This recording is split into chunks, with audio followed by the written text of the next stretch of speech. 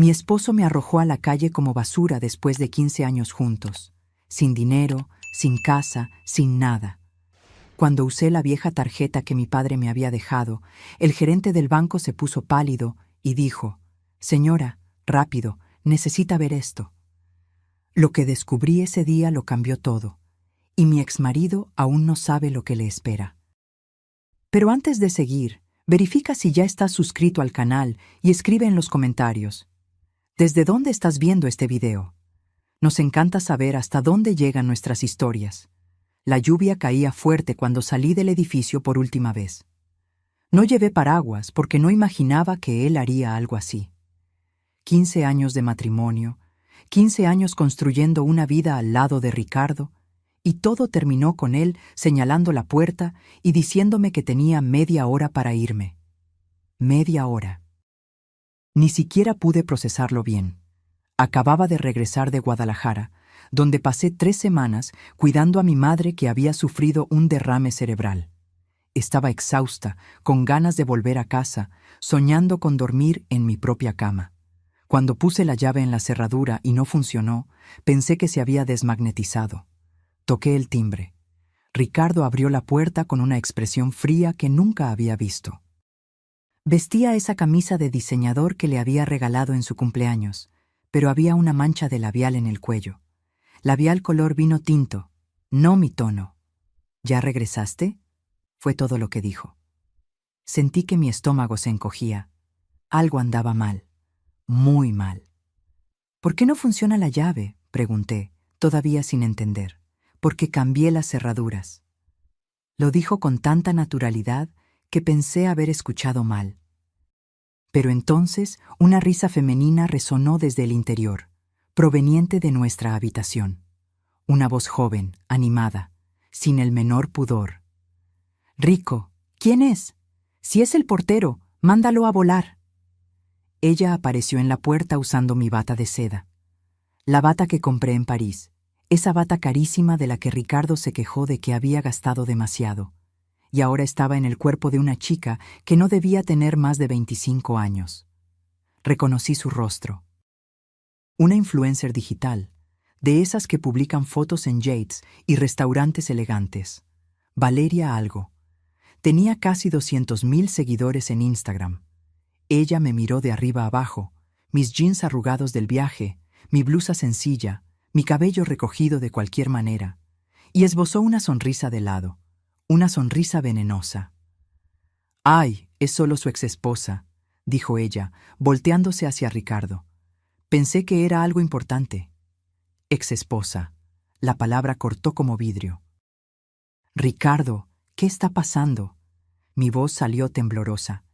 «¿Quién es esta chica? ¿Por qué está en nuestra casa usando mis cosas?». Él suspiró, como si yo estuviera siendo inconveniente, como si yo fuera un problema que él necesitaba resolver rápidamente para volver a hacer algo más interesante. «Se acabó, Sofía. Ya no hay un nosotros». Así de simple, 15 años resumidos en 7 palabras. «¿Cómo que se acabó? Estaba cuidando a mi mamá. Dijiste que todo estaba bien, que podía quedarme el tiempo que fuera necesario». «Y estaba siendo educado», respondió él, con ese tono de superioridad que había aprendido a odiar en los últimos años. «Pero la verdad es que esto ya no funciona desde hace mucho. Te estancaste, Sofía. Te convertiste en una ama de casa aburrida. Necesito a alguien que me acompañe, que entienda mi estilo de vida». Miré a Valeria, que ahora revisaba su celular con desinterés, como si esa conversación fuera demasiado tediosa para merecer su atención. «¿Desde cuándo?», logré preguntar. 8 meses, respondió sin dudar. «Valeria me entiende de una manera que tú nunca entendiste». 8 meses. Mientras yo me levantaba temprano para hacer su café de la manera que le gustaba, mientras organizaba sus fiestas de empresa, mientras fingía no notar que él estaba cada vez más distante.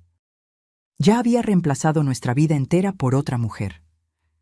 «Acompáñame abajo», ordenó Ricardo. «Vamos a resolver esto de forma civilizada, sin escándalos». Me guió hasta el elevador. Bajamos en silencio. En el vestíbulo del edificio, donde vivíamos desde hacía 10 años, en la exclusiva colonia Polanco, donde yo saludaba a los vecinos todas las mañanas, me llevó a un rincón discreto, lejos de las miradas curiosas. «Ya presenté la solicitud de divorcio hace 3 semanas», dijo él, sacando un sobre del bolsillo. «Aquí está todo, firmado y registrado. El departamento está a mi nombre, los autos también, las cuentas conjuntas ya las vacié». Mi mundo dio vueltas. «No puedes hacer eso. Yo tengo derecho». «¿Derecho?». Él se rió. «Sofía, no trabajas desde hace 10 años. Viviste a mi costa todo este tiempo. Si quieres pelear en la corte, adelante, pero gastarás lo que no tienes en abogados y perderás de todos modos. Acéptalo y sigue adelante». El portero se acercó, trayendo mi maleta. Esa maleta vieja que había usado en el viaje a Guadalajara. Ricardo la tomó y la puso a mis pies con indiferencia. «Tu ropa está ahí, el resto lo tiré. De todas formas, ya no sirve para nada». Miré la maleta. 15 años cabían en una maleta desgastada. «No puedes dejarme sin nada», susurré, sintiendo que las lágrimas empezaban a arder. «Ricardo, por favor. Si no armas un problema, tal vez te dé una ayuda económica. Unos 10,000 pesos para que vayas a ver a tu madre y te quedes por allá hasta que te organices». 10,000 pesos. Como si eso compensara 15 años de mi vida. Algunas personas en el vestíbulo se detuvieron a observar. Susurros. Miradas de lástima. Ricardo lo notó y se irritó. «Deja de hacer un numerito», dijo, elevando la voz. «Seguridad». 2 guardias de seguridad se acercaron. Los conocía a los dos, don Raúl y don Pepe, que siempre me saludaban con amabilidad. Ahora estaban allí para escoltarme afuera. «Disculpe, doña Sofía», dijo don Raúl en voz baja, tomando mi maleta. «No queremos hacer esto, pero...». «Entiendo», lo interrumpí, tratando de mantener algo de dignidad. Miré hacia atrás por última vez. Ricardo ya regresaba al elevador, el celular en la oreja, probablemente hablando de negocios con alguien. Como si yo nunca hubiera existido. Las puertas de cristal del edificio se cerraron detrás de mí, aislándome de 15 años de mi vida.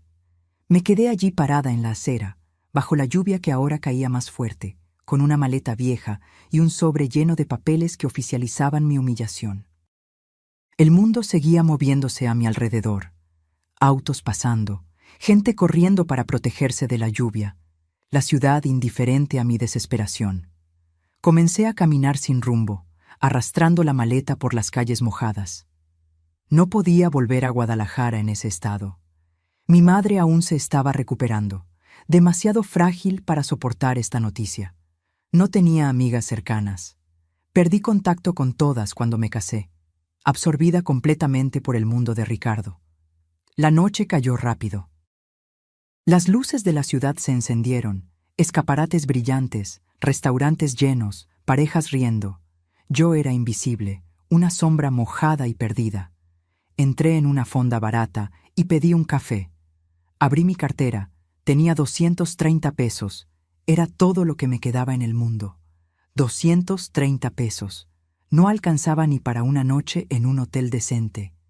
Mi celular estaba con 5% de batería. Abrí la aplicación del banco, temblando. La cuenta conjunta que Ricardo y yo teníamos estaba en ceros. Él había sacado hasta el último centavo, incluido el dinero que yo tenía antes de casarme, una pequeña herencia de mi abuela. Todo. Se llevó todo. Sentí ganas de gritar, de llorar, de romper algo. Pero solo pude quedarme allí sentada, mirando esa pantalla con saldo cero, mientras la realidad caía sobre mí como un peso abrumador. Estaba sola, sin dinero, sin casa, sin nadie. Fue entonces cuando vi la tarjeta. Estaba escondida en el compartimento más profundo de la cartera, detrás de una foto antigua de mi padre. La tarjeta era azul oscuro, algo descolorida en los bordes, con el logotipo de un banco que ni recordaba que todavía existiera. Banco Regional del Bajío. Tomé la tarjeta con dedos temblorosos.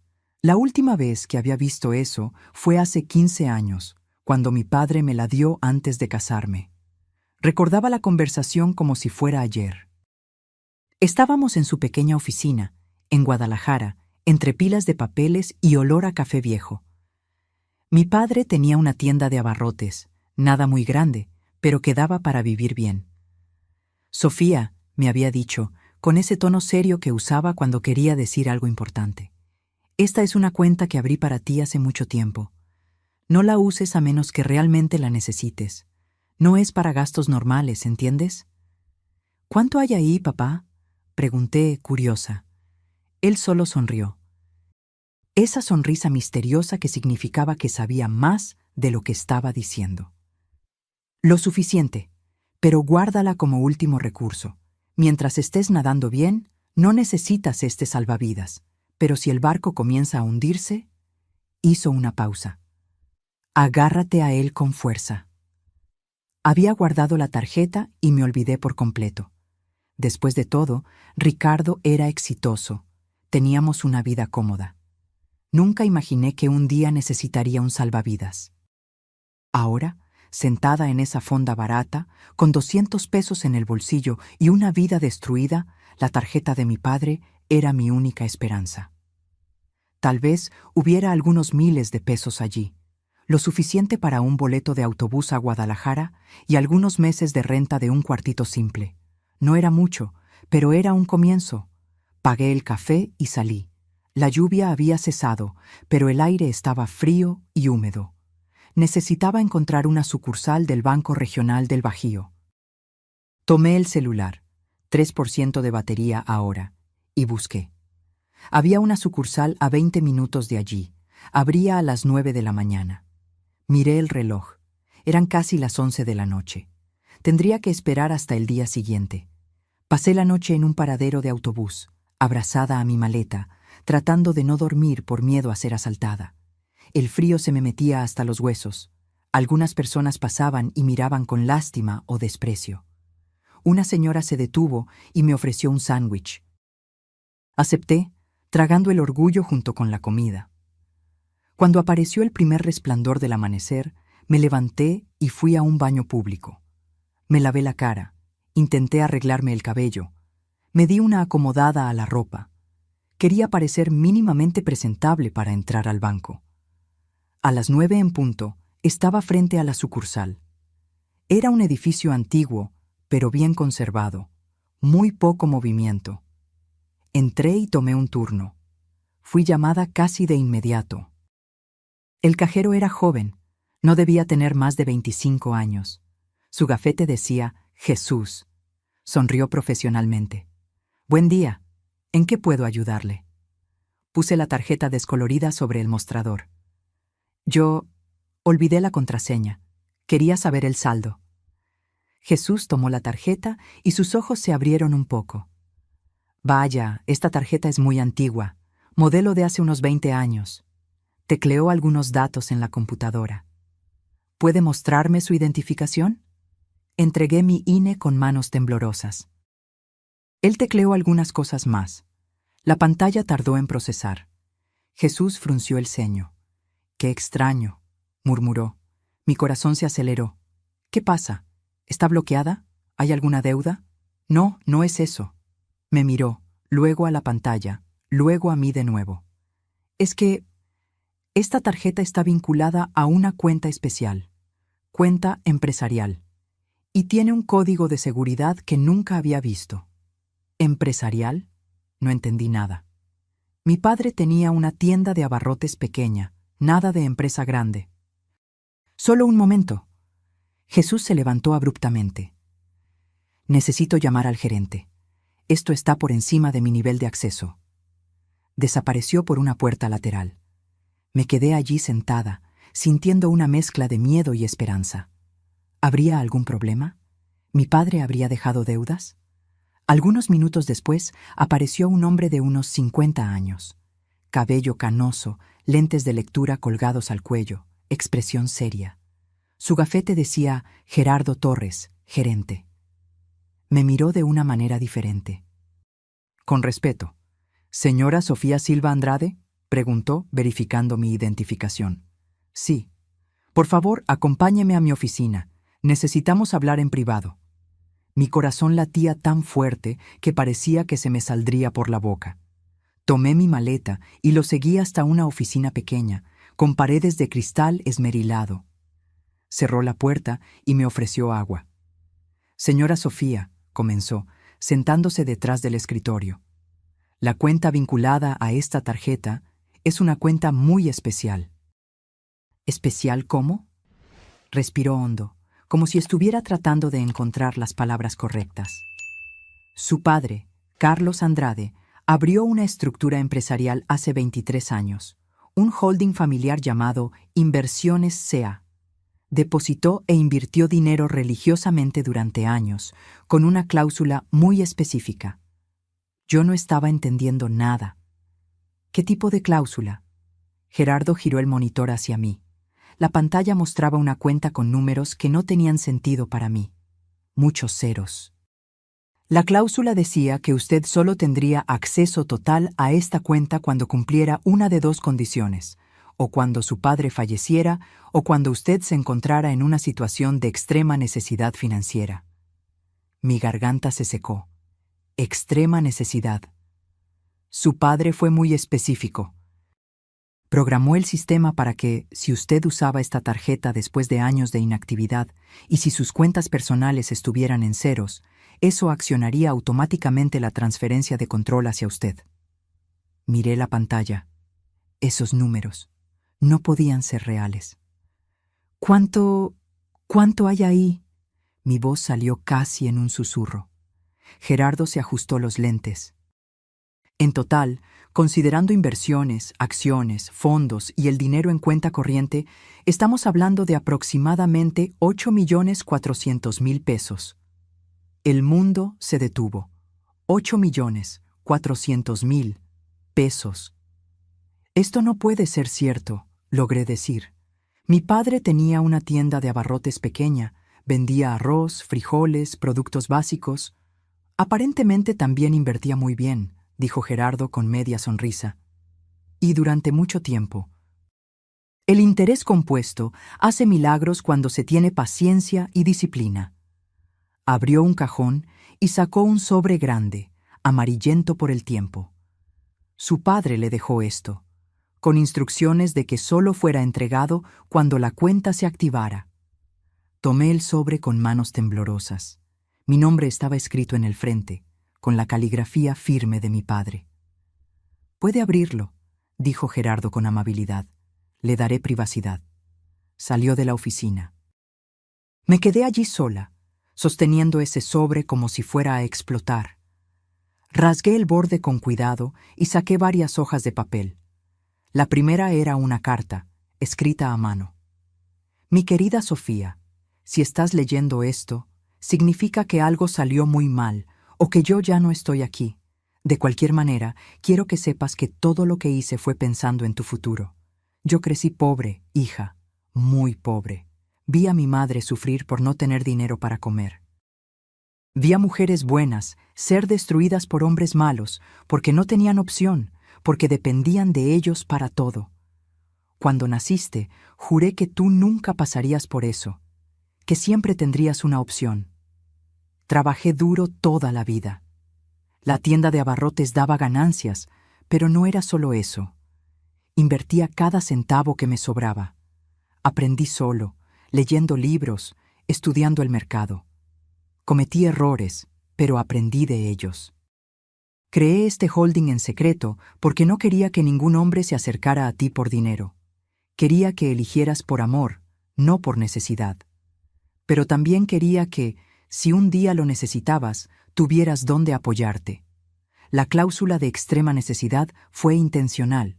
Si estás leyendo esto ahora, es porque estás pasando por algo difícil, y quiero que sepas, no estás sola. Yo te cuidé, incluso después de irme. Usa este dinero con sabiduría, no para vengarte, sino para construir tu propia vida. Una vida libre, donde dependes solo de ti misma. Sé fuerte, mi hija. Siempre fuiste más fuerte de lo que imaginabas. Con todo mi amor, tu padre. Las lágrimas caían sobre el papel, manchando algunas palabras. Pero no eran lágrimas de tristeza, eran de gratitud, de amor, de comprensión. Mi padre me había protegido incluso después de la muerte. Me sequé los ojos y respiré hondo. Gerardo regresó a la oficina, trayendo más papeles. Hay algunas decisiones que deben tomarse, dijo él. El holding tiene acciones en algunas empresas, fondos de inversión y una pequeña propiedad rural en Puebla. Todo necesita su firma ahora que usted es la titular legal. Miré esos papeles. Cada uno representaba años de trabajo silencioso de mi padre. Años planeando mi futuro mientras yo vivía despreocupada. Necesito 3 cosas ahora, dije, sorprendida por la firmeza de mi propia voz.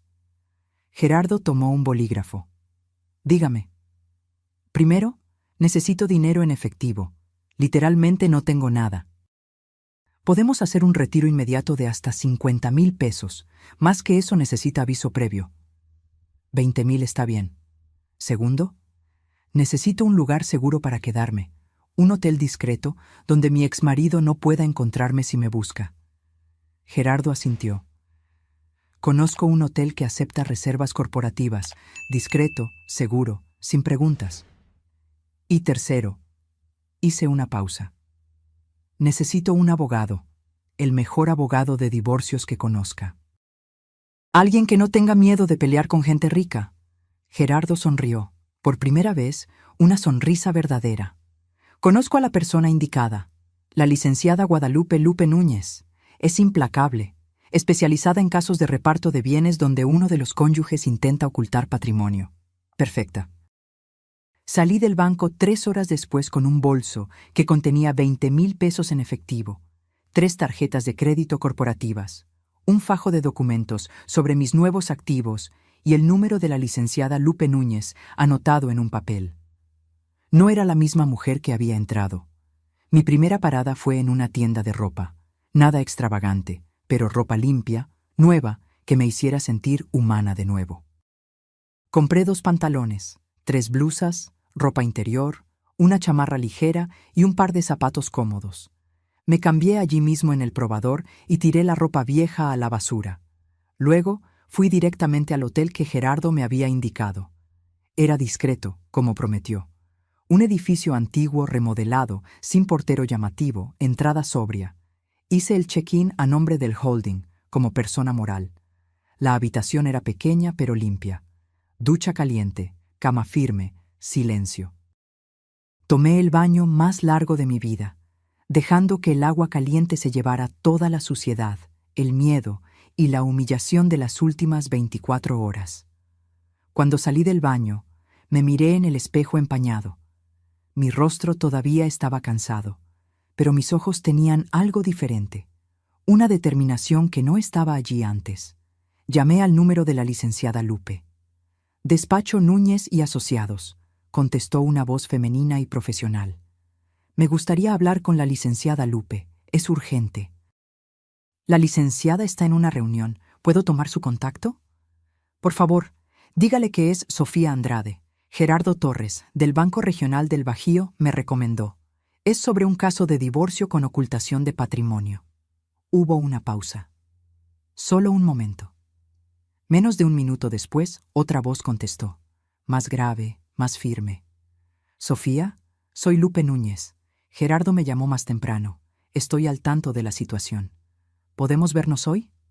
¿Hoy? Me sorprendió la rapidez. Cuanto más rápido empecemos, mejor. Su marido cree que usted no tiene recursos para pelear. Mientras él crea eso, tenemos ventaja. ¿Puede venir a mi despacho dentro de 2 horas? Puedo. Excelente. Traiga todos los documentos que tenga sobre el matrimonio, bienes, cuentas conjuntas, todo. ¿Y Sofía? ¿Sí? Hizo lo correcto al buscarme. Vamos a recuperar lo que es suyo. Colgué el teléfono con el corazón latiendo fuerte. Por primera vez en 2 días, sentí algo que no era desesperación. Era rabia. Rabia por haber sido utilizada, desechada, humillada. Y la rabia era un combustible mucho mejor que el miedo. Separé todos los papeles que tenía. El acta de matrimonio, copias de estados de cuenta antiguos, el sobre que Ricardo me había dado con el divorcio ya resuelto. Puse todo en un folder y salí hacia el despacho de la licenciada Lupe. El despacho estaba en un edificio comercial en el centro de Ciudad de México, 9º piso. La sala de espera era moderna, con paredes grises y plantas bien cuidadas. La recepcionista me ofreció café mientras esperaba. No tardó ni 5 minutos. Una mujer de unos 45 años, cabello oscuro recogido en un chongo, lentes de montura gruesa y un traje impecable, apareció en la puerta. «¿Sofía?» extendió la mano. «Lupe Núñez, vamos a platicar».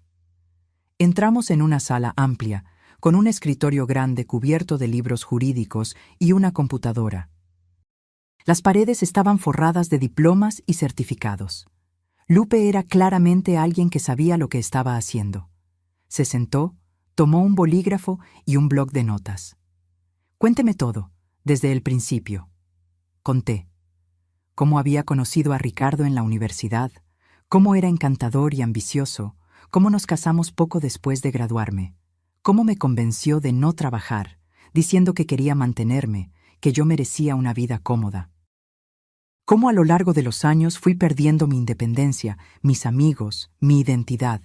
Conté sobre mi madre enferma, sobre mi viaje a Guadalajara, sobre volver y encontrar a otra mujer en mi casa, sobre ser expulsada con una maleta y 200 pesos en el bolsillo. Lupe anotaba todo, sin interrumpir. Cuando terminé, puso el bolígrafo sobre el escritorio y me miró directamente a los ojos. Su exmarido cometió varios errores graves. ¿Errores? Primero, registró el divorcio sin su firma. Eso invalida todo el proceso. Segundo, vació cuentas conjuntas sin su conocimiento o autorización.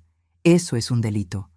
Tercero, hay bienes que se adquirieron durante el matrimonio de los que, legalmente, usted tiene derecho a la mitad. Sentí una oleada de esperanza.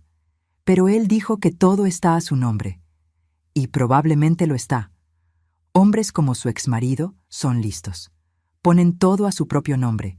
A veces usan empresas fantasma, cuentas de prestanombres. Pero eso no importa. Lupe sonrió. No fue una sonrisa simpática. Fue la sonrisa de un depredador viendo una presa. Lo que importa es que él la subestimó a usted, y eso le va a costar caro. ¿Qué vamos a hacer? Lupe abrió el notebook. Primero, vamos a anular el divorcio fraudulento que él registró. Eso da base para que presentemos un proceso real, donde usted tendrá voz. Segundo, vamos a investigar todo su patrimonio. Empresas, cuentas, inmuebles, inversiones, todo. Tengo contactos que hacen ese tipo de levantamiento. ¿Eso no costará caro? Cuesta. Pero por lo que me contó Gerardo, usted tiene recursos ahora, y puedo garantizarle, valdrá cada centavo. Firmé el contrato de prestación de servicios allí mismo. Lupe me explicó que el proceso sería largo, tal vez tardaría meses, pero que teníamos posibilidades reales de conseguir un reparto justo. Mientras tanto, dijo ella, usted necesita mantener su nuevo patrimonio en absoluto secreto. Si su exmarido descubre que usted tiene recursos, intentará de alguna manera llegar a ese dinero. A hombres así no les gusta perder. No lo descubrirá, dije con firmeza. Mi padre se aseguró de que esto se mantuviera en secreto. Y seguirá así. Excelente. Ah, ¿y Sofía? ¿Sí? Prepárese psicológicamente. Cuando presentemos las solicitudes judiciales, cuando Ricardo se dé cuenta de que usted no se rindió, él intentará intimidarla. Le enviará mensajes, tal vez intente buscarla, hará amenazas. Es el patrón. Estoy preparada. ¿Pero lo estaba realmente? Pasé los días siguientes en una rutina extraña. Por la mañana, reuniones con Lupe y su equipo. Descubrieron que Ricardo tenía 3 departamentos, además de aquel donde vivíamos, todos rentados. Descubrieron cuentas en 2 bancos diferentes, inversiones en startups, hasta una pequeña participación en un restaurante famoso. Todo escondido. Todo a nombre de él o de empresas que él controlaba. Se estaba preparando para esto desde hace años, dijo Lupe, mostrando los documentos. Sistemáticamente sacándola del juego financiero. Es un caso clásico de abuso económico. Abuso económico. Nunca había escuchado ese término, pero tenía sentido. Ricardo me había vuelto dependiente de él, a propósito, y ahora creía que podía deshacerse de mí sin consecuencias. Por la tarde, me reunía con Gerardo en el banco para entender mejor mis propias inversiones. El holding de mi padre tenía acciones de empresas sólidas, fondos de renta fija, hasta algunas criptomonedas que él había comprado años atrás y que ahora valían una fortuna. Su padre era un visionario, dijo Gerardo con admiración. Entendía de mercado mejor que muchos profesionales. Una semana después de haber sido expulsada de casa, estaba sentada en un café cerca del antiguo edificio donde vivía. No había regresado allí, pero necesitaba verlo. Necesitaba confirmar por mí misma que aquello era real, que no era una pesadilla. El café tenía vista a la entrada del edificio. Pedí un capuchino y fingí leer un libro mientras observaba. Ricardo salió alrededor de las 10 de la mañana, vestido para impresionar, como siempre. Valeria estaba a su lado, agarrada de su brazo, riendo a carcajadas de algo. Usaba un vestido carísimo que reconocí de un escaparate que había visto la semana pasada. Costaba casi 100,000 pesos. Él la estaba manteniendo de la misma manera que me había mantenido a mí. La diferencia es que ella era joven, bonita, visible, un trofeo para él exhibir. Sentí una punzada de algo que no era exactamente celos, era lástima. Lástima por ella, por no saber que un día sería desechada también. Lástima por él, por ser tan vacío que necesitaba validación externa todo el tiempo. Mi celular sonó. Era Lupe. Sofía, tenemos novedades. Conseguí una orden judicial para bloquear las cuentas de Ricardo temporalmente. El juez aceptó nuestros argumentos sobre el vaciamiento ilegal de las cuentas conjuntas. ¿Bloqueó sus cuentas? Todas las que pudimos identificar hasta ahora. No puede mover nada hasta que el proceso sea juzgado. Y hay más. Presentamos la solicitud de anulación del divorcio fraudulento. Él recibirá la notificación hoy. Miré por la ventana del café. Ricardo y Valeria entraban en un auto importado, riendo, sin idea de lo que estaba a punto de suceder. Perfecto, dije. Gracias, Lupe. Es solo el comienzo. Ahora viene la parte interesante. Colgué y me quedé mirando cómo su auto desaparecía en la esquina. El juego había comenzado, y esta vez yo tenía ases bajo la manga que él ni soñaba que existían. La notificación legal le llegó a Ricardo un martes por la mañana.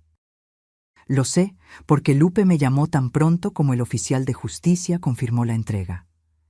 La recibió personalmente, dijo ella con satisfacción en la voz.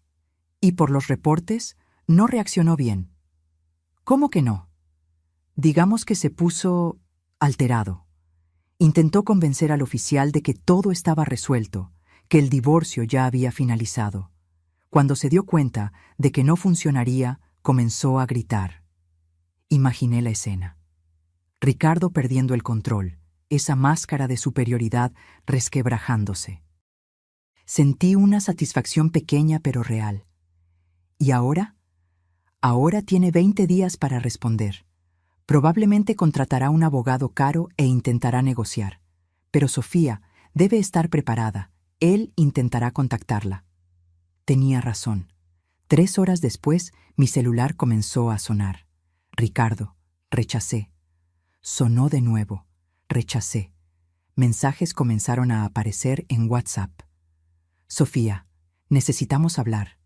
Esto es un malentendido. Llámame. Estás siendo manipulada por esos abogados. Solo quieren tu dinero. ¡Qué gracioso! Él creía que yo había contratado abogados con qué dinero exactamente. Todavía pensaba que yo estaba en la miseria, desesperada. No respondí ningún mensaje. Lupe me había orientado a no mantener contacto directo. Todo tenía que pasar por los abogados. Los mensajes se volvieron más agresivos. Te vas a arrepentir de esto. Vas a perder y encima saldrás debiendo. Te di una buena vida por 15 años. Me debes esto. Bloqueé el número, pero él no se rindió. Creó otro número y siguió intentando. Valeria me está preguntando si estás bien. Está preocupada por ti. Esto me hizo reír a carcajadas, sola en la habitación del hotel. Valeria, preocupada por mí. Claro, bloqueé el segundo número también. Esa noche recibí una llamada de un número desconocido.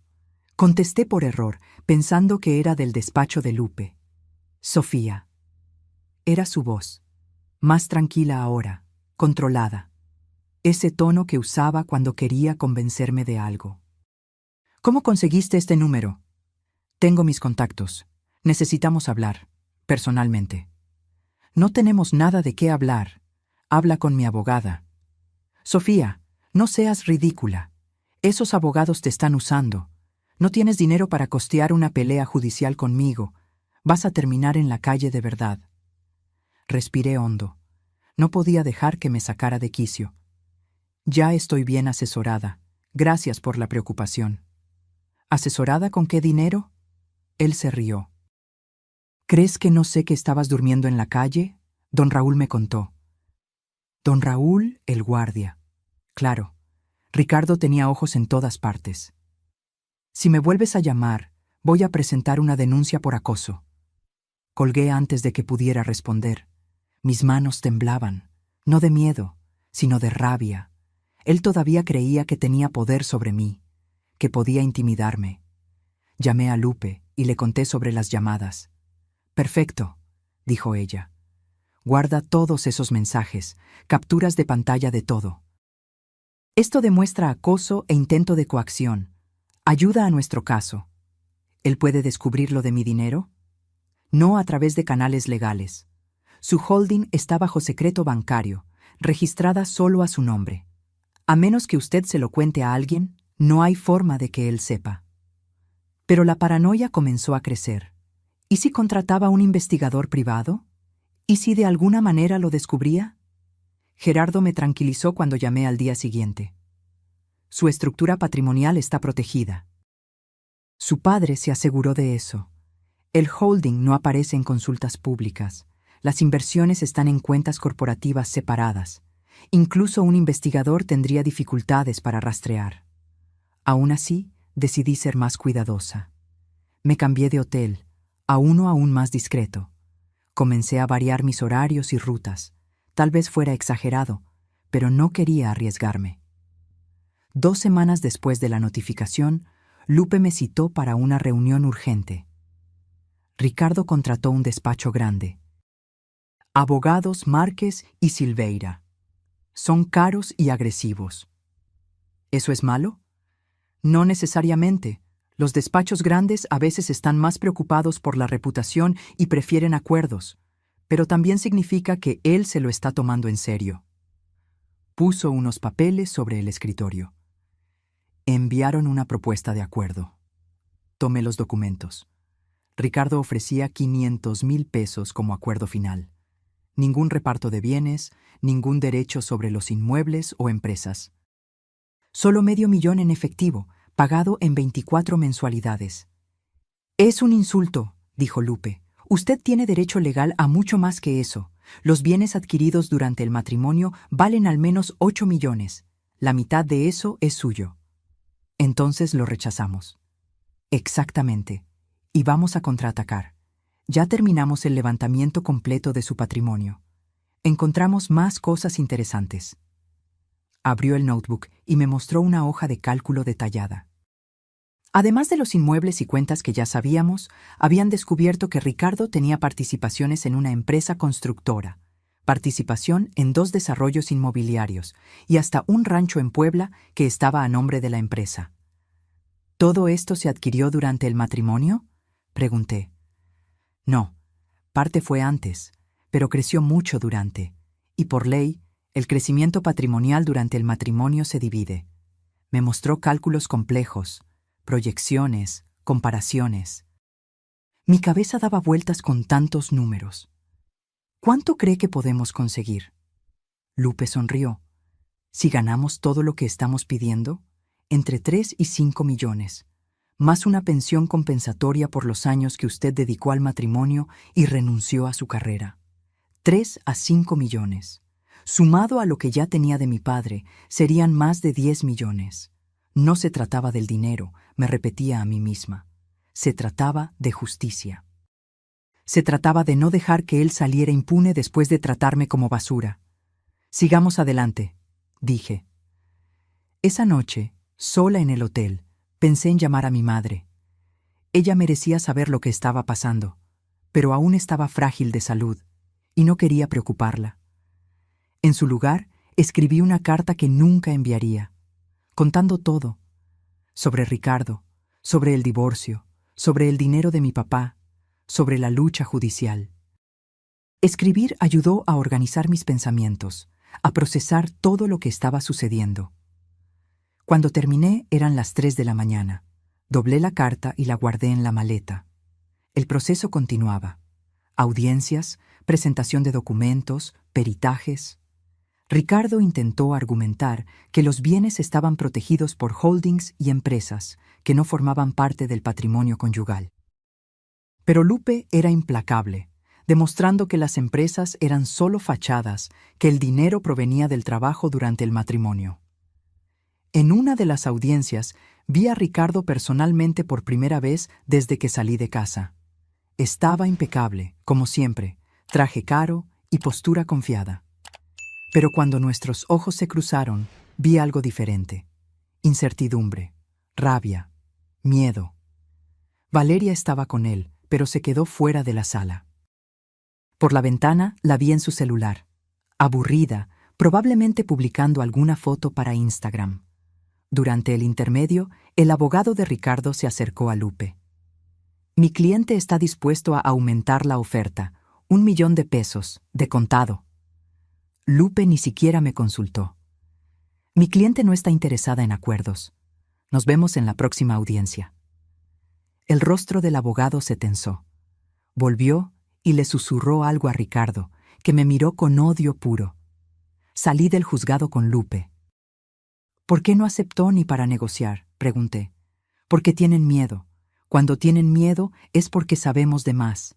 Cuanto más presionemos, mejor será el resultado final. Y ella tenía razón. Una semana después, nueva propuesta. 2 millones de pesos. Rechazamos. 3 millones de pesos. Rechazamos. Con cada rechazo, yo veía a Ricardo poniéndose más desesperado a través de los mensajes que él insistía en mandar desde números diferentes. Estás siendo codiciosa. Esos abogados te están manipulando. Me vas a destruir por pura venganza. Venganza, tal vez fuera eso, pero también era justicia, y principalmente era recuperar lo que era mío por derecho. El giro vino de donde menos lo esperaba. Fue Valeria quien comenzó a flaquear. Lupe me llamó una tarde con novedades inesperadas. No lo vas a creer. La novia de Ricardo se puso en contacto con mi despacho. ¿Valeria? ¿Por qué? Quiere hablar. Dice que tiene información relevante para el caso. Información sobre Ricardo que puede ayudarnos. No entendí. ¿Por qué haría eso? ¿Está con él? Estaba. Al parecer, las cosas se pusieron feas. ¿Quiere reunirse con ella?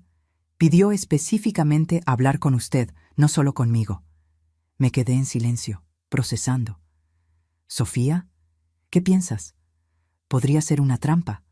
Podría ser, pero también podría ser útil. La decisión es suya. Pensé por un momento. Me reuniré, pero en un lugar público, con usted presente. Acordamos un café discreto, lejos del circuito habitual de Ricardo. Llegué 10 minutos antes, nerviosa. Lupe ya estaba allí, en una mesa al fondo. Valeria apareció puntualmente. Estaba diferente, sin maquillaje pesado, sin ropa de marca llamativa, jeans sencillos, blusa básica, cabello recogido en una coleta. Parecía más pequeña, más joven, más frágil. Se sentó y se quedó en silencio por un momento. Gracias por aceptar verme, dijo finalmente. No respondí, solo esperé. Sé que me odias. Tienes todo el derecho. Fui horrible contigo. Lo fuiste. Ella suspiró. Yo no sabía. Juro que no sabía la verdad sobre ustedes dos. ¿La verdad? No pude evitar el tono sarcástico. La verdad es que estabas durmiendo con un hombre casado. Lo sé, pero él me dijo que ustedes estaban separados desde hace meses, que tú sabías de él y que todo estaba bien, que era solo cuestión de tiempo para que saliera el divorcio. ¿Y le creíste? Se sonrojó. Quise creerle. Era tan convincente, tan encantador, me hacía sentir especial. Sus manos temblaban alrededor de la taza de café, pero después de que te fuiste, las cosas cambiaron. Lupe se inclinó hacia adelante. ¿Cómo así? Comenzó a controlarme todo, mi celular, mis redes sociales, mis salidas. Decía que era porque me amaba, porque era celoso. Al principio lo encontraba tierno. Ella se rió sin humor. Qué tonta fui. ¿Por qué nos estás contando esto ahora?, pregunté. Valeria respiró hondo. Porque él me echó. De la misma manera que te echó a ti. La semana pasada. Simplemente dijo que ya no me quería, que estaba siendo muy necesitada, muy dramática. Me mandó a irme con una maleta y 500 pesos. Así que era eso. Ricardo la había desechado también. «¿Y quieres vengarte?», dijo Lupe sin rodeos. «Quiero, pero también quiero hacer lo correcto». Valeria me miró.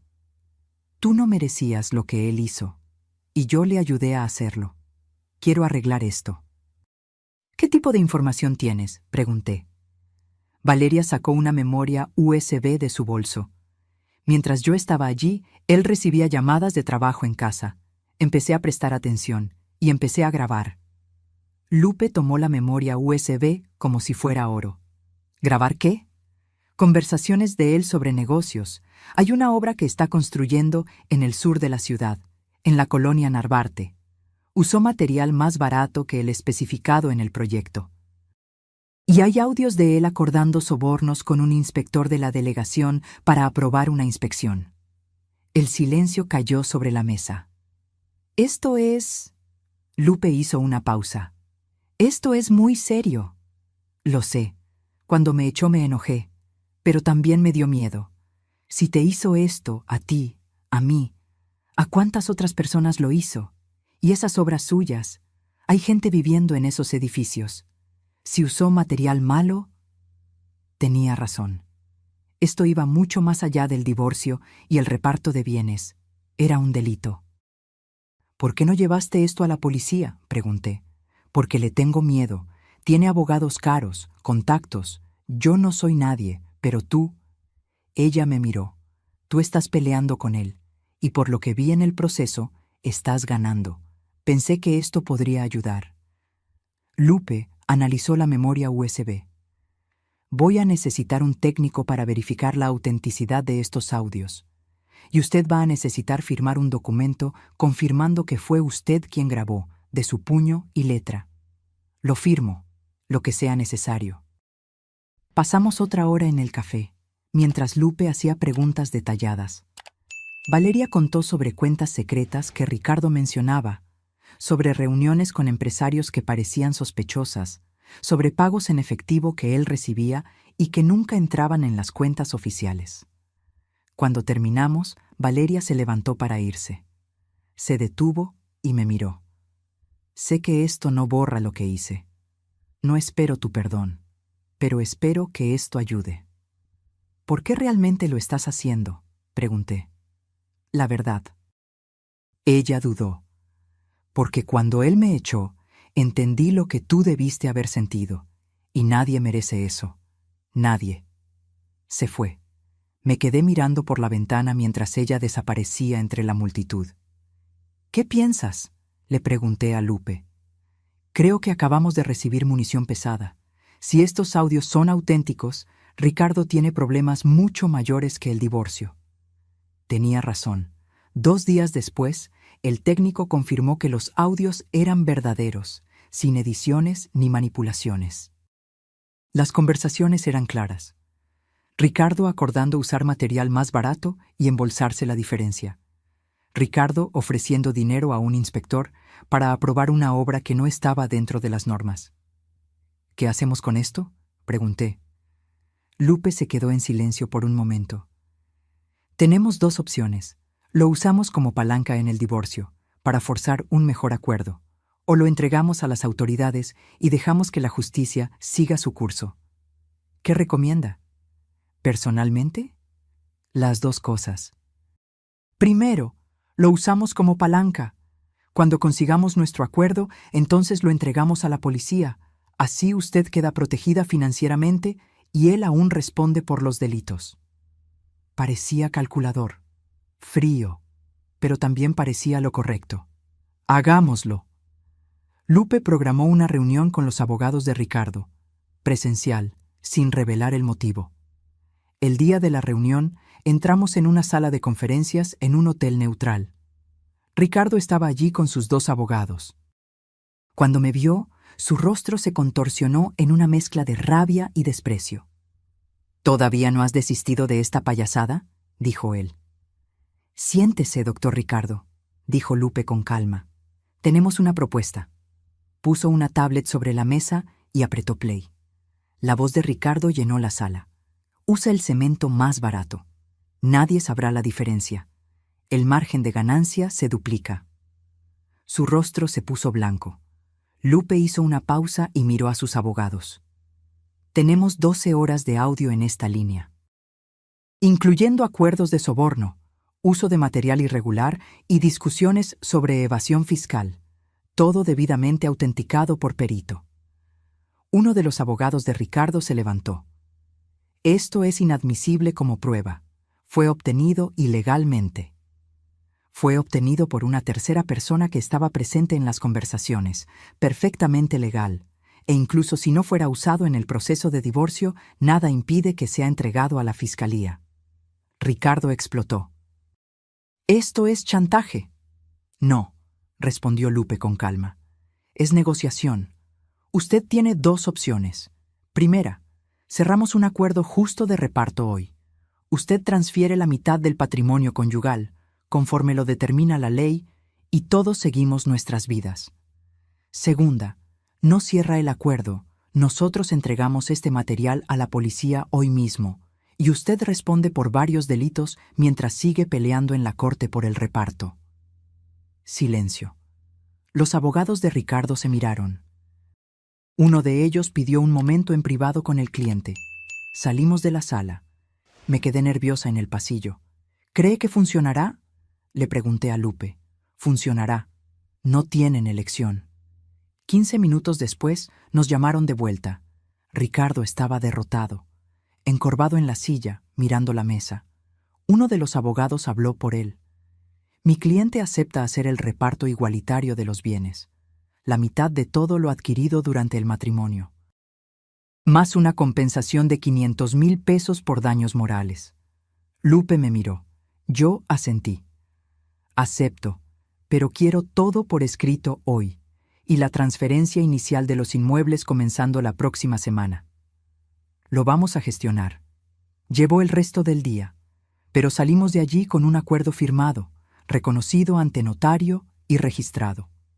Ricardo me transferiría 2 departamentos, la mitad de las participaciones en las empresas y 2.8 millones de pesos en efectivo, pagados en 6 meses. Total, aproximadamente 4.5 millones de pesos. Cuando salimos del hotel, ya era de noche. Lupe me abrazó. «Lo lograste, hiciste justicia». Pero no se sentía como una victoria. Se sentía solo. El final de un capítulo. «¿Y los audios?», pregunté. «Mañana por la mañana iré personalmente a la fiscalía. Ricardo tendrá que lidiar con eso también». Volví al hotel exhausta. Tomé una ducha larga y me desplomé en la cama. Por primera vez en meses, dormí profundamente. 2 días después, la noticia salió en los periódicos. Empresario de la construcción de Polanco investigado por fraude y corrupción. La foto de Ricardo estaba en primera plana, saliendo de la delegación con cara de pocos amigos. Mi celular sonó. Era Valeria. «¿Viste?», preguntó ella. «Vi». «Gracias, por hacer lo correcto. Tú ayudaste». Hubo una pausa. «¿Estás bien?». «Lo estoy. ¿Y tú?». «Volví a la casa de mis padres en Monterrey. Estoy recomenzando». «¿Y tú?». Miré alrededor de la habitación de hotel que había sido mi casa en las últimas semanas. Yo también estoy recomenzando. Con el acuerdo firmado y las transferencias comenzando, necesité tomar decisiones prácticas sobre mi vida. No podía quedarme en un hotel para siempre. Gerardo me ayudó a organizar las finanzas. Con el dinero del reparto sumado a la herencia de mi padre, tenía recursos para vivir cómodamente el resto de mi vida sin trabajar. Pero la idea de no hacer nada me incomodaba. ¿Qué te gustaba hacer antes de casarte?, preguntó Gerardo durante una reunión. Tuve que pensar. Hacía tanto tiempo. Estudié arquitectura. Nunca ejercí, pero siempre me gustó el diseño, crear espacios. Entonces, ¿por qué no vuelves a hacerlo? Parecía imposible. 15 años lejos de la profesión. Todo había cambiado. Software, tendencias, tecnologías. Pero la idea se quedó en mi cabeza.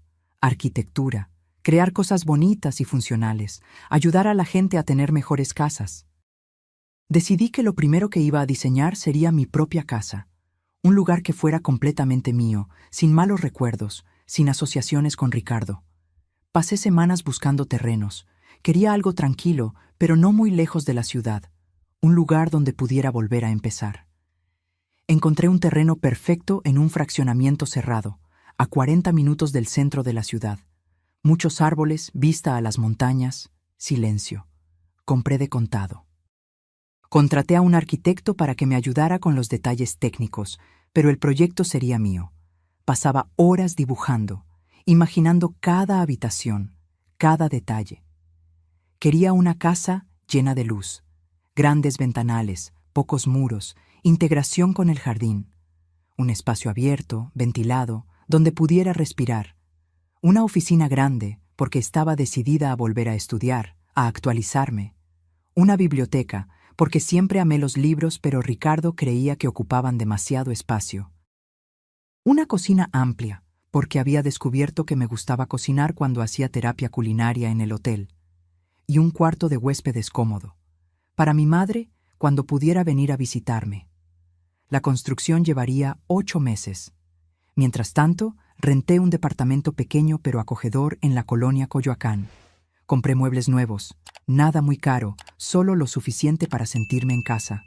Fue extraño al principio, la soledad. Ya no había nadie preguntando dónde estaba, qué estaba haciendo, cuándo regresaba. Era libre. Y la libertad, descubrí, puede ser aterradora. Comencé terapia. Una psicóloga llamada doctora Laura, especializada en mujeres que salen de relaciones abusivas.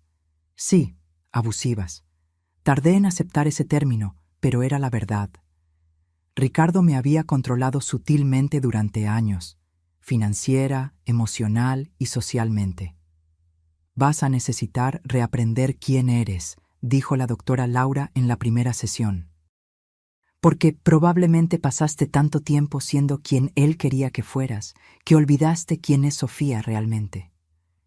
Y ella tenía razón. Cosas simples me confundían.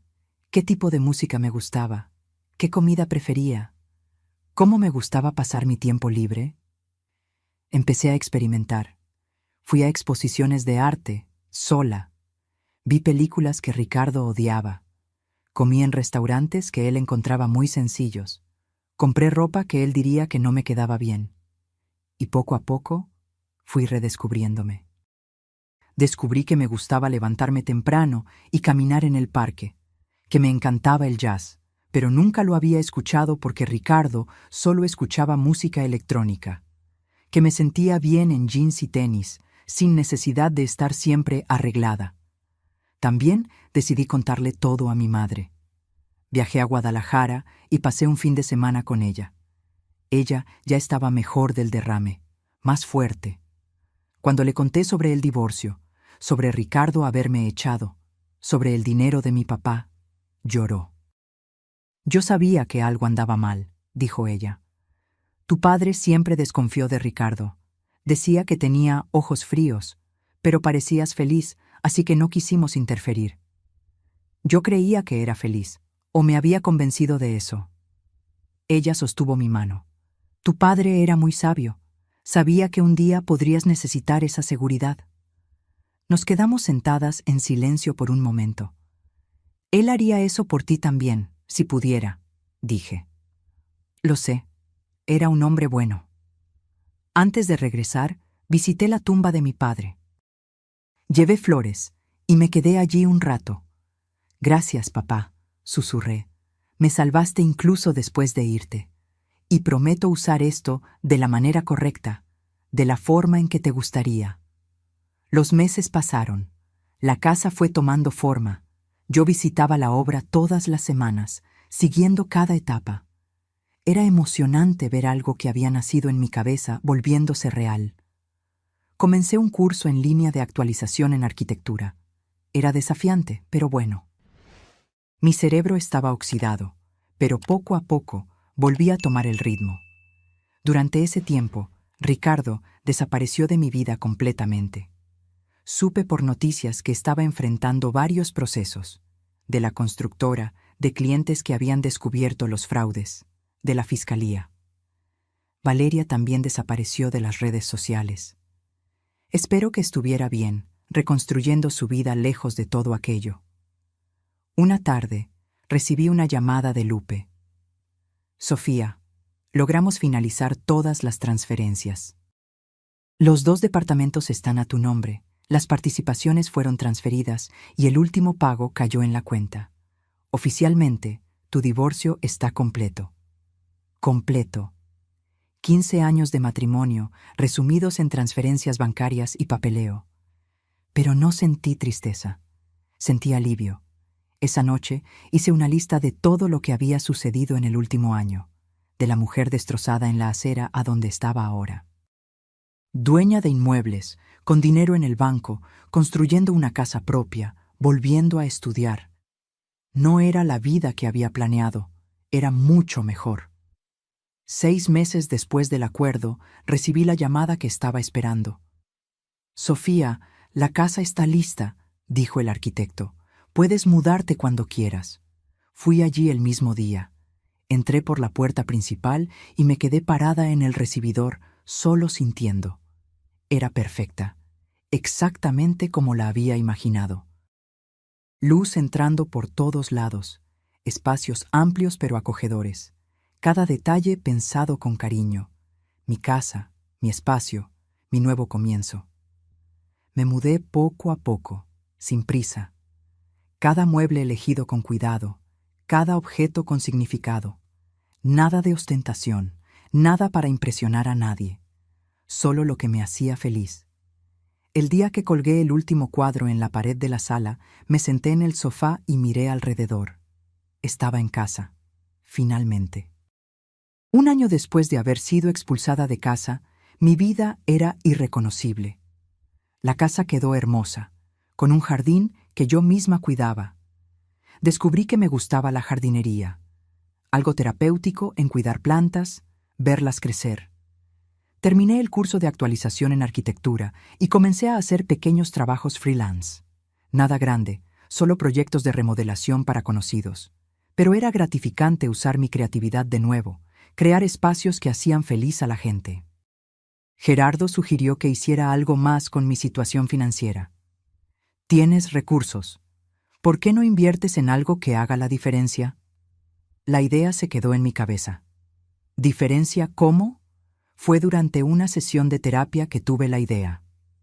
¿Cuántas mujeres están en la situación en la que tú estabas?, preguntó la doctora Laura. Atrapadas en relaciones malas porque no tienen independencia financiera, sin calificación profesional porque lo dejaron todo por el matrimonio. Sin red de apoyo porque se aislaron. Muchas. La respuesta era muchas. ¿Y si pudiera ayudar?, pensé en voz alta. ¿Y si creara algo para mujeres en esa situación? La idea creció. Hablé con Gerardo, con Lupe, con otros profesionales.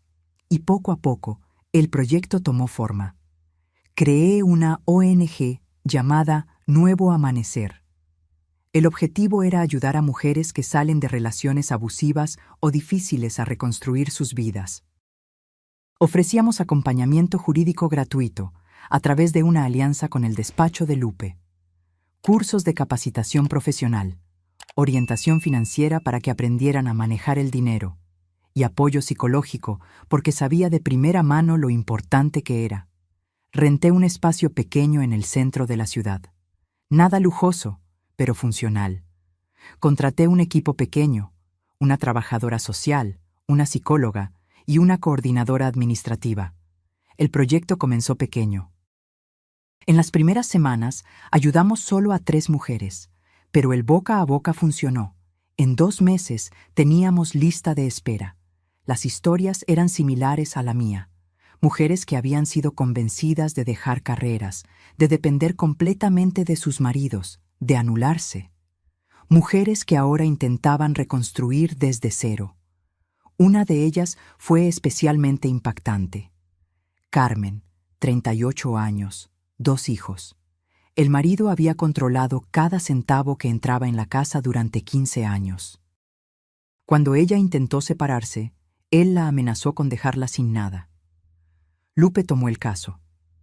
En 4 meses, conseguimos no solo un reparto justo, sino también pensión para los niños y una orden de restricción contra el exmarido que se había mostrado violento. Carmen hizo un curso de administración que ofrecimos. Consiguió empleo en una empresa pequeña y estaba reconstruyendo su vida. «Me salvaste», me dijo un día, con lágrimas en los ojos. «No», respondí. «Tú te salvaste. Yo solo te di las herramientas». El trabajo en la ONG me llenaba de una manera que nunca imaginé. Cada mujer que ayudábamos era una victoria. Cada historia de superación me recordaba por qué valía la pena.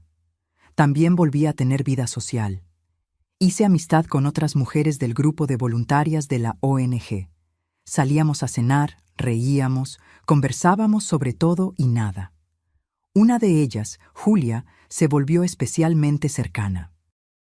Ella había pasado por un divorcio difícil años atrás y ahora era abogada especializada en derecho familiar. «Sabes que eres una inspiración para muchas mujeres, ¿verdad?», me dijo una noche mientras tomábamos vino en la terraza de mi casa. «¿Yo?», me sorprendí. No hice nada extraordinario. «Sofía, saliste del fondo del pozo y creaste algo hermoso. No solo reconstruiste tu vida, sino que estás ayudando a otras a reconstruir las suyas. Eso es increíble». No lo había pensado así.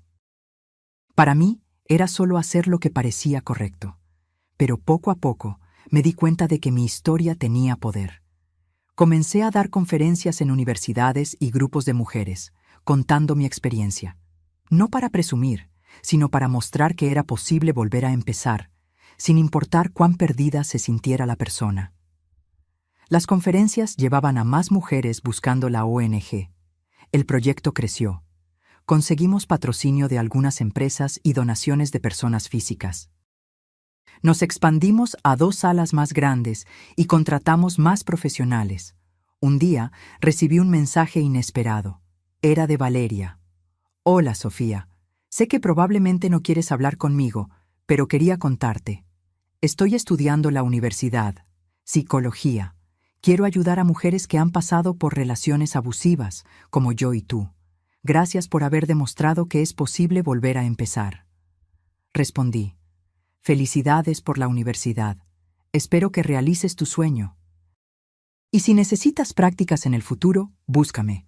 Siempre hay espacio para quien quiere ayudar».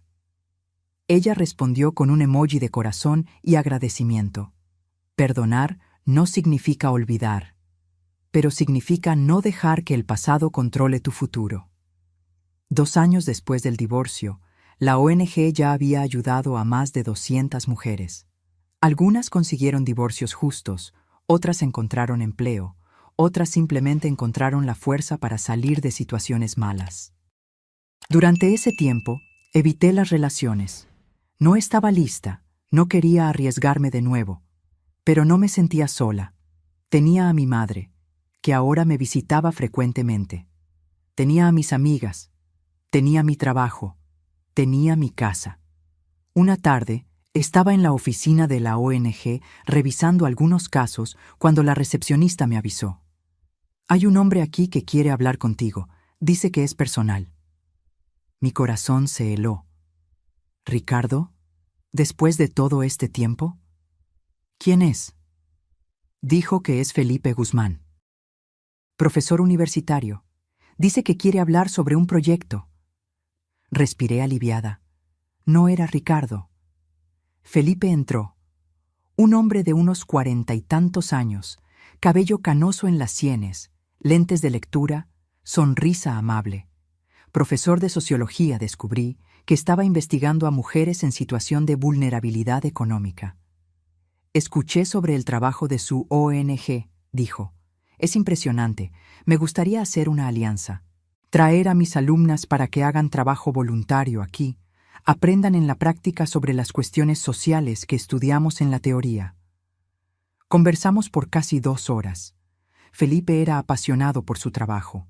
Hablaba con entusiasmo sobre educación y transformación social. Era contagioso.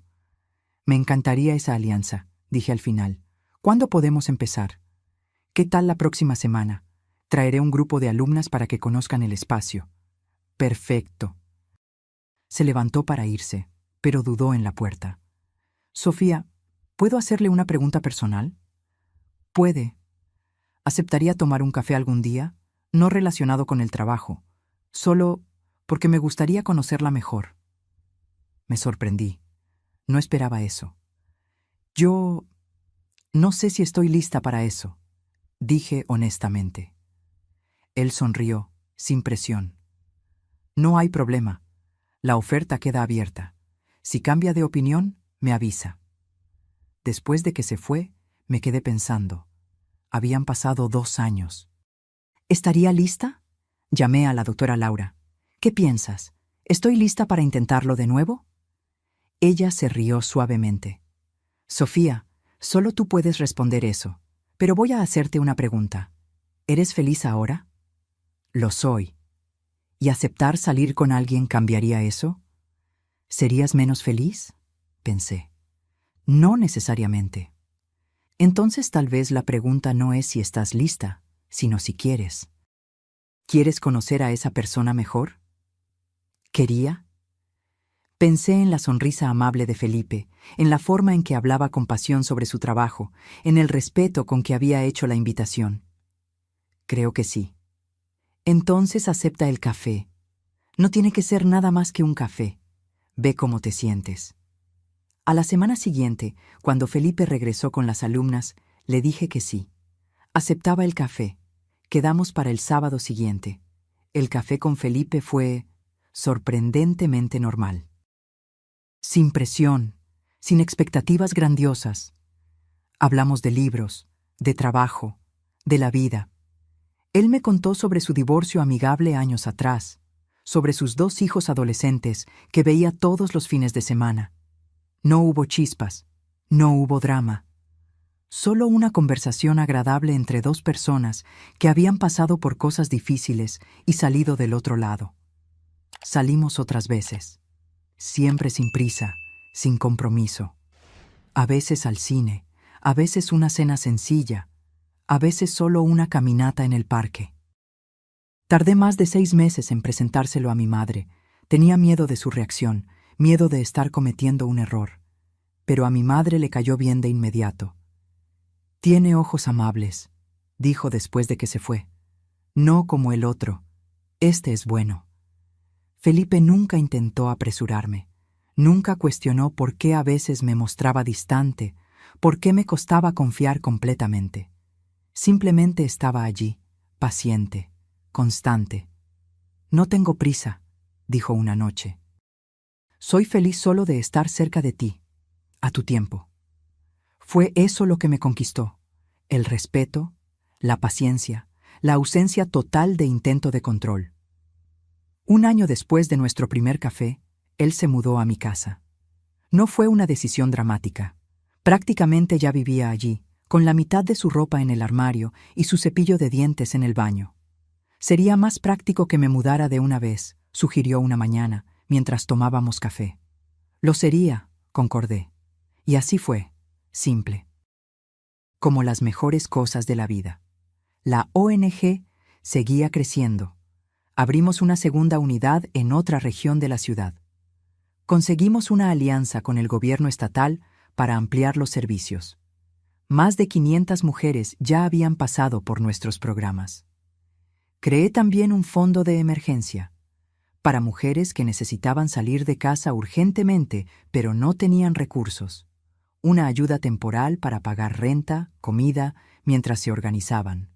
Exactamente lo que yo no tenía cuando lo necesité. A veces, cuando estaba en la oficina de la ONG, miraba a mi alrededor y no podía creer que había construido aquello. De la nada, de la desesperación, había nacido algo que estaba cambiando vidas. Una tarde, 3 años después del divorcio, recibí una llamada inesperada. Era un reportero de una revista nacional. Querían hacer un reportaje sobre la ONG y sobre mi historia. Dudé. No me gustaba la exposición, hablar sobre mí, pero Julia me convenció. Piensa en cuántas mujeres lo leerán y se darán cuenta de que no están solas, que pueden irse, que existe ayuda. Acepté la entrevista. El reportaje salió 2 meses después. Portada de la revista: De la basura al nuevo amanecer, cómo Sofía transformó el dolor en propósito. Encontré el título demasiado dramático, pero el reportaje estaba bueno. Contaba mi historia sin sensacionalismo, hablaba sobre la ONG, incluía testimonios de mujeres que habíamos ayudado. Lo que no esperaba era la repercusión. Mi celular no dejaba de sonar. Llamadas de programas de televisión queriendo entrevistas, de otras ciudades queriendo abrir unidades de la ONG, de mujeres pidiendo ayuda. Y hubo una llamada específica que me sorprendió. ¿Sofía? ¿Soy yo? Valeria. No hablábamos desde hacía más de 1 año. Hola, ¿todo bien? Leí el reportaje. Está hermoso. Y quería contarte... Me gradué de psicología y quería saber si la propuesta de prácticas sigue en pie. Sonreí. Lo está. ¿Cuándo puedes empezar? ¿La próxima semana? Perfecto. Bienvenida al equipo. Valeria se convirtió en una de las mejores profesionales de la ONG. Entendía por experiencia propia lo que esas mujeres estaban pasando. Lograba conectar con ellas de una manera única. Un día, tomando café en la cocina de la oficina, me dijo: «¿Sabes? A veces pienso en el pasado y me da vergüenza, de lo que hice, de cómo era. Eras joven. Fuiste manipulada también. Lo sé, pero aún así... Yo ayudé a lastimarte. Y tú no solo me perdonaste, sino que me diste una oportunidad. La gente comete errores, Valeria. Lo que importa es lo que hacemos después». Ella se secó una lágrima. Gracias, por todo. Esa noche, en casa, Felipe estaba cocinando mientras yo corregía algunos proyectos de remodelación que había aceptado. El trabajo freelance seguía siendo algo que hacía por placer, no por necesidad. ¿Eres feliz?, preguntó de repente. Levanté la vista. ¿Qué? ¿Eres feliz? ¿Con tu vida? Pensé en la pregunta. Miré alrededor de mi casa, pensé en la ONG, en las mujeres que estábamos ayudando, en mis amistades, en mi madre que estaba sana y me visitaba regularmente. Miré a Felipe, que me miraba con tanto cariño. Lo soy, respondí con certeza, más feliz de lo que jamás imaginé que sería posible. Él sonrió. Me alegra escuchar eso. Esa noche, antes de dormir, tomé la carta que mi padre había escrito años atrás. Ya estaba amarillenta, con marcas de haber sido doblada y desdoblada muchas veces. Releí sus palabras. Usa este dinero con sabiduría, no para vengarte, sino para construir tu propia vida. Miré a mi alrededor. Había hecho exactamente eso. No había usado los recursos para destruir a Ricardo, aunque él se había destruido solo con sus delitos. Los había usado para reconstruirme, para construir algo más grande que yo, para ayudar a otras. Espero que estés orgulloso, papá, susurré. Creo que usé bien el regalo que me diste. Guardé la carta de vuelta en el cajón y apagué la luz. Mañana sería otro día. Más mujeres para ayudar, más historias para escuchar, más vidas para transformar. Y yo estaba lista. 5 años después de aquel día terrible en que fui expulsada de casa, mi vida era un testimonio del poder de volver a empezar. La ONG Nuevo Amanecer ahora tenía 4 unidades repartidas por la zona metropolitana. Teníamos un equipo de 23 profesionales, abogadas, psicólogas, trabajadoras sociales, profesoras de cursos de capacitación. Ya habíamos ayudado a más de 1,200 mujeres a reconstruir sus vidas. Mi trabajo como arquitecta también floreció de forma inesperada. Comencé a especializarme en proyectos de viviendas accesibles, trabajando con ONGs y cooperativas para crear espacios dignos para personas de bajos recursos. Era gratificante usar mi talento para algo que realmente importaba. Me casé con Felipe en una ceremonia sencilla, solo familia y amigos cercanos. Nada ostentoso, nada para impresionar a nadie. Solo personas que amábamos, celebrando un amor que había crecido despacio, con respeto y verdadera colaboración. Esta vez, mantuve mi independencia financiera. No por desconfianza, sino por sabiduría. Tenía cuentas separadas, mis inversiones a mi nombre, y Felipe no solo apoyaba esto, sino que lo incentivaba. «Luchaste mucho por tu independencia», dijo él. «Nunca te pediré que renuncies a ella». Fue entonces cuando supe que había elegido correctamente. Mi madre, ahora con salud estable, se mudó a una casita que compré cerca de la mía. La veía casi todos los días, y eso curaba algo dentro de mí, tiempo perdido recuperado. En cuanto a Ricardo, supe por terceros que había perdido prácticamente todo. Las investigaciones revelaron una red de fraudes mucho mayor de lo que imaginamos. Fue condenado, cumplió condena, y hoy vivía en un pueblo pequeño de Veracruz, trabajando en una oficina de contabilidad. Su vida de ostentación había terminado. No sentí alegría con su caída, solo una sensación de justicia cumplida. Había perjudicado a muchas personas. Yo era solo una de ellas. Ahora estaba pagando el precio. Una mañana, estaba en la oficina de la ONG cuando nuestra recepcionista me avisó de una visita inesperada. «Hay una mujer aquí. Dice que querrás recibirla». Cuando vi quién era, me quedé paralizada. Era Verónica, la mejor amiga que tuve en la universidad y que perdí contacto cuando me casé con Ricardo. «Sofía», dijo ella, con lágrimas en los ojos, «vi el reportaje sobre ti, sobre todo lo que pasó. Yo lo siento mucho. Debí haberme quedado en contacto, debí haberme dado cuenta». La abracé. «No fue tu culpa. Yo me aislé. Yo soy la que debería pedir disculpas». Hablamos por horas. Me contó sobre su vida, su matrimonio feliz, sus 2 hijos. Yo conté sobre mi viaje, sobre caer y levantarse, sobre encontrar propósito en el dolor. «Siempre fuiste fuerte», dijo Verónica, «incluso cuando no te dabas cuenta». Retomamos la amistad como si no hubieran pasado 15 años. Algunas conexiones verdaderas resisten el tiempo y la distancia. En el 5º aniversario de la ONG hicimos un evento grande. Invitamos a todas las mujeres que habíamos ayudado a lo largo de los años. Más de 300 asistieron. Cada una tenía una historia de superación. Mujeres que ahora tenían sus propios negocios, carreras establecidas, hogares seguros. Mujeres que habían escapado de relaciones violentas y ahora eran independientes y felices. Durante el evento, Carmen, la primera mujer que ayudamos, pidió hablar. Hace 5 años yo estaba perdida, sin rumbo, sin esperanza. Creía que nunca podría salir de ese hoyo. Y entonces conocí a Sofía y al equipo de Nuevo Amanecer. Me miró con lágrimas en los ojos. «Ustedes no solo me ayudaron legal y financieramente, me mostraron que yo tenía valor, que merecía más. Hoy soy gerente administrativa de una empresa, vivo en mi propia casa y mis hijos están seguros y felices. Nada de esto sería posible sin ustedes». Cuando terminó, toda la sala aplaudió de pie. Lloré, no de tristeza, sino de gratificación. Esa noche, en casa con Felipe, nos sentamos en la terraza con vino y nos quedamos en silencio por un tiempo, solo mirando las estrellas. «Salvaste muchas vidas», dijo él. «No salvé a nadie, solo di herramientas. Ellas se salvaron solas. Aún así, Transformaste tu dolor en algo hermoso. No cualquiera logra eso. Pensé en sus palabras. Era verdad. Podría haberme amargado, podría haberme vuelto cínica, podría haber usado mis recursos solo para vengarme de Ricardo.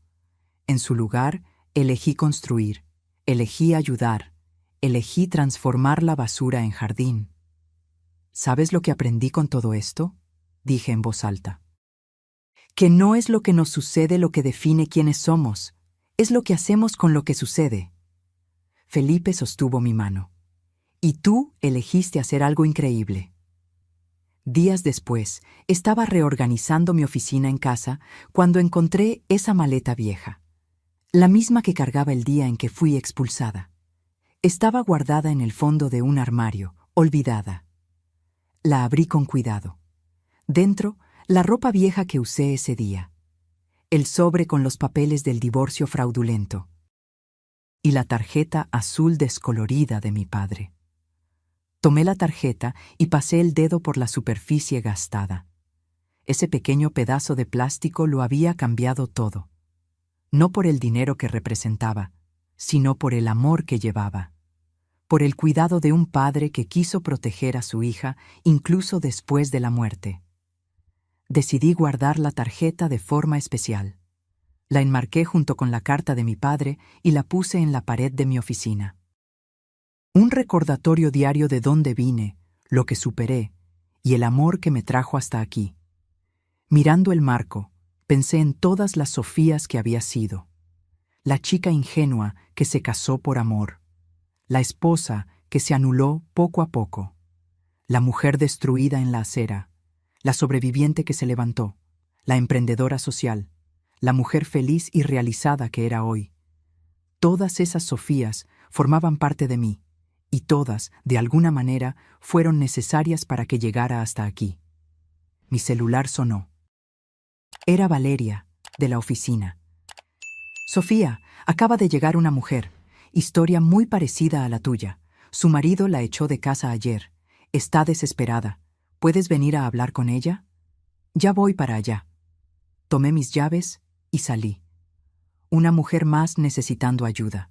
Una historia más de dolor que podría transformarse en un nuevo amanecer. Y yo estaría allí para ayudar. Porque sabía, mejor que nadie, que a veces todo lo que una persona necesita es una mano extendida en el momento más oscuro. Y a veces, esa mano extendida viene de alguien que también estuvo en la oscuridad y encontró la luz. Conduje hasta la oficina con el corazón lleno. Mi vida no era perfecta, pero era mía. Construida por mí, con mis elecciones, mis valores, mi propósito. Cuando Ricardo me arrojó a la calle creyendo que me estaba destruyendo, en realidad me liberó. Me forzó a descubrir mi propia fuerza. Me dio la oportunidad de convertirme en quien realmente era, no en quien él quería que fuera. Y por eso, de una manera extraña, incluso le daba las gracias, porque desde el fondo del pozo no solo subí, volé. Ahora, si te gustó esta historia, haz clic en suscribirte y dime en los comentarios qué parte te dejó con la boca abierta. Ah, y no olvides hacerte miembro para tener acceso a videos exclusivos que no publico aquí. Te espero.